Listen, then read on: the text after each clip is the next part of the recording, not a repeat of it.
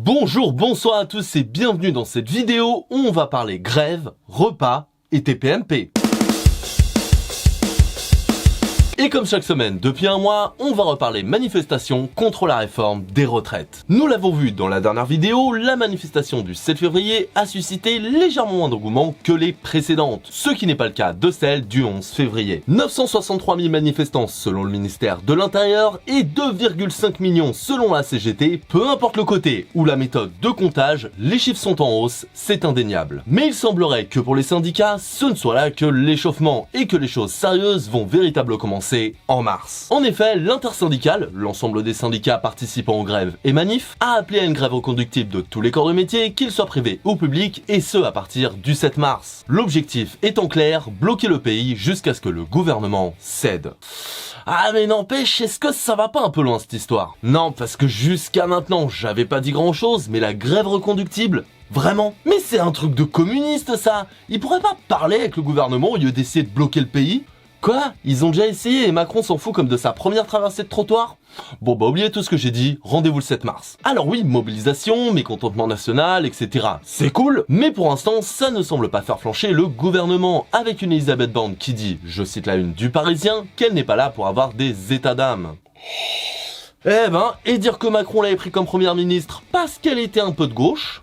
J'imagine même pas si elle avait été de droite. Du coup, à défaut d'état d'âme, notre première ministre a demandé aux grévistes de ne pas pénaliser les Français et a demandé à la gauche de retirer leur amendement sur les réformes des retraites pour, et ça va être très dur de pas rire, pour ne pas faire obstruction et empêcher le débat.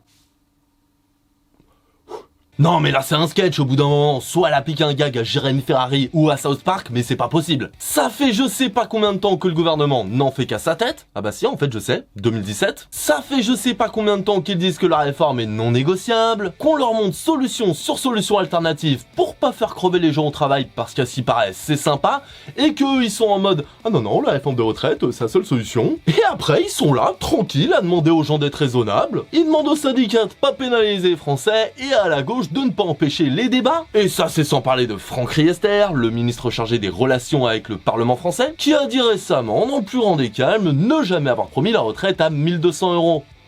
Alors que si en fait, il l'a dit. Il l'a même tweeté. Mais pour revenir à notre première ministre, Madame Borne, j'ai une question pour vous. Je vous le demande, qui ne veut pas entendre les Français ? Qui ne veut pas parler avec eux? Qui, au lieu d'écouter sa colère et son indignation, préfère se cacher derrière une fausse pédagogie aussi condescendante qu'infantile? Ah bah non, ça peut pas être vous! C'est quand même bien plus facile de s'indigner devant une poupée gonflable à votre effigie, un ballon de foot avec la tête d'Olivier Dussopt, ou sur Louis Boyard, qui a juste partagé le nom de tous les députés ayant voté contre le repas à 1 € pour tous les étudiants, des noms qui étaient déjà publics, soit dit en passant, mais bon. Et en essayant de détourner l'attention pour dire que oui, en fait c'est la gauche, regardez, ils savent pas se comporter à l'Assemblée, oh là là, dis donc, il crie fort, comme si c'était nouveau que l'opposition fasse ça à l'Assemblée, que l'opposition soit de droite ou de gauche d'ailleurs. Donc l'Assemblée nationale s'est transformée en un grand bazar? Oui, un sacré bazar, mais ce qui est intéressant, c'est que elle ne s'est pas transformée, elle l'a toujours été. La violence des débats parlementaires est documentée depuis la Troisième République. À l'échelle du temps long, c'est même plutôt un mouvement de pacification que l'on observe. Monsieur le Président. S'il vous plaît. Allez. S'il vous plaît. Messieurs les députés. Je vous rappelle que c'est le gouvernement. Et en vrai par contre je peux comprendre qu'il y ait des gens de très bonne foi que l'épisode du ballon ou de la poupée gonflable ait réellement choqué. Ça je peux le comprendre parfaitement. Ce sont des symboles forts qui ont, et surtout en France, une connotation bien particulière et je comprends qu'on puisse se demander si ce n'est pas là un appel à la violence qui va trop loin. Que oui, le dialogue est compliqué, voire même rompu on pourrait dire, et que beaucoup de choses sont de la faute du gouvernement, mais que pour certains et certaines, cet appel à la haine et à la violence n'est pas tolérable. Je peux parfaitement l'entendre. Alors à toutes ces peurs et interrogations complètement légitimes, je vais laisser quelqu'un de bien plus respectable et compétent que moi vous répondre. Ceux qui ont pris tout le plat dans leur assiette, laissant les assiettes des autres vides, et qui ayant tout, disent avec une bonne figure, une bonne conscience, nous, qui avons tout, on est pour la paix. Je sais que je dois leur crier à ceux-là, les premiers violents, les provocateurs de toute violence, c'est vous. Et quand le soir, dans vos belles maisons, vous allez embrasser vos petits-enfants, avec votre bonne conscience, au regard de Dieu, vous avez probablement plus de sang sur vos mains d'inconscients que n'en aura jamais le désespéré qui a pris des armes pour essayer de sortir de son désespoir. Et donc, je l'ai dit à la fin du premier sujet, ce jeudi 9 février, le repas à 1 € pour tous les étudiants proposé par le PS à l'Assemblée a été refusé à une voix près. Oui, une voix. 183 députés pour, 184 contre. Une voix. Alors, et sans surprise, c'est principalement les membres de la NUPES et du RN qui ont voté favorablement pour cette loi. Alors, je dis sans surprise parce que bon, le RN n'est pas débile. Enfin, pas à ce point-là, parce qu'ils veulent pas se mettre les étudiants à dos. Ils sont pas cons. Et c'est tout ce qui est Renaissance, Modem et Républicains qui ont voté contre. Des votes qui, vous vous en doutez, ont scandalisé une grande partie des étudiants et de la gauche. Des votes qui scandalisent d'autant plus quand on sait dans quelle précarité vivent certains étudiants et étudiantes. Allez, quelques chiffres de 2022. Un étudiant sur 4 présent à l'aide alimentaire est en état de faim modéré ou sévère. 66% des étudiants n'ont aucune aide de leurs parents. 65% ont vu leur santé se détériorer depuis la crise Covid. 42% subissent des blocages administratifs. 83% des étudiants déclarent avoir été affectés au niveau psychologique, affectif ou physique depuis le début de la crise sanitaire en mars 2020. Et enfin, 40% ont renoncé à des soins pour raisons financières. Et je pourrais très facilement continuer la liste, mais je pense que vous avez compris. Et ce n'est pas forcément une question de pauvreté. Il suffit que tes parents ne soient pas précaires, mais pas suffisamment aisés financièrement pour pouvoir t'aider à payer tes études, et tu te retrouves à cumuler cours, révision, job alimentaire, et ça peut durer pendant des années. Et j'en ai d'ailleurs moi-même fait l'expérience quand j'étais à la fac. Et je peux vous dire que le petit 9 mètres carrés avec le job à Monoprix où tu finis à 23 h pour le lendemain reprendre les cours à 8-9 h du matin, quel plaisir!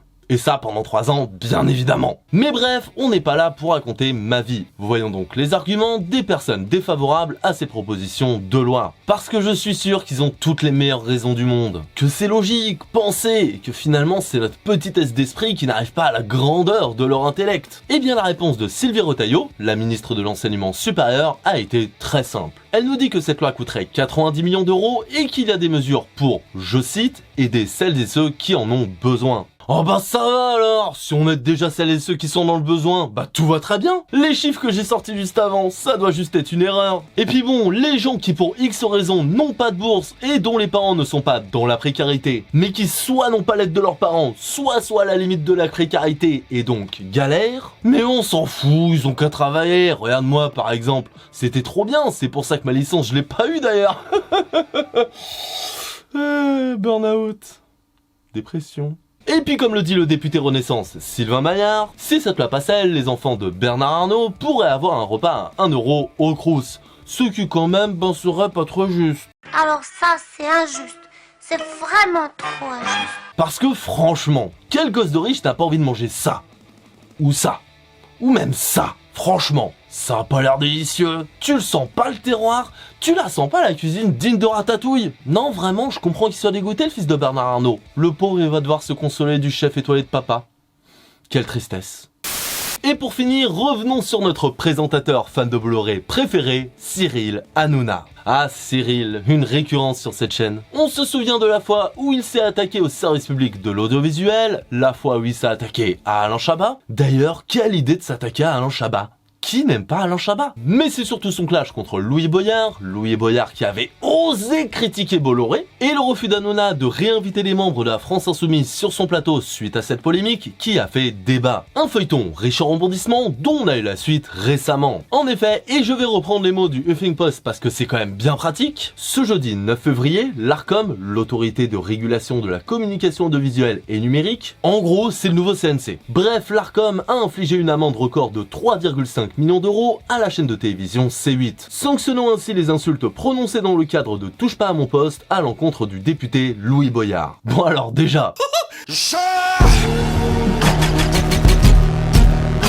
Mais du coup, pourquoi une aussi grosse sanction? Parce que bon, pour Bolloré, 3 millions c'est équivalent les 3 pièces que tu retrouves dans ton jean avant la machine à laver, mais quand même...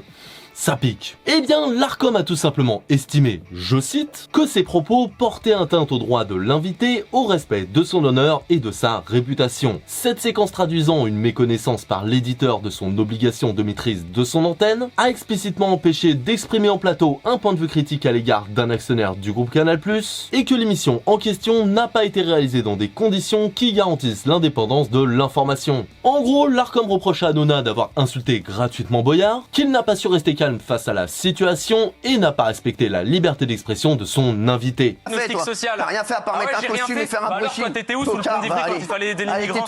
Non mais t'es sérieux ou quoi? Ici, tu prenais ton cachet, tu faisais le malin. Mais alors toi, tu protèges ton patron au moment où tu viens ici, tu fais le malin, t'es une merde. Sur des mots, j'ai fait ma thune sur la NUPES aussi. Espèce d'abruti, on n'a pas dû vous lancer sur la version. Et oui, je pense effectivement qu'on peut dire ça. De son côté, le groupe Canal+ conteste la décision de l'Arcom, et d'un côté c'est logique, ils vont pas dire qu'ils sont en tort, estimant la décision injuste et disproportionnée, ne prenant pas en compte le comportement de Louis Boyard pendant l'émission, Gérald Brézillet, le directeur de Canal+, allant même jusqu'à parler de commenter de la part du député France Insoumise. Et c'est vrai, je veux dire, comment ne pas voir l'horrible machination de Louis Boyard? Comment a-t-il osé critiquer le sacro-saint Bolloré? Ne donnant son nom que comme un exemple avant de passer à un autre avant qu'on le coupe, mais passons. Comment a-t-il osé rester calme face à Hanouna et ses chroniqueurs qui clairement lui étaient hostiles? Comment se donner raison à un député qui, malgré des menaces verbales et des intimidations physiques, a su malgré tout rester calme? Franchement. How dare you! Mais sinon, tout va très bien. Alors maintenant, à savoir si le Crous c'est de droite ou de gauche, ben vu que le fils de Bernard Arnault aimerait bien y manger, ça doit être de droite, non? Allez, salut. Tout va bien.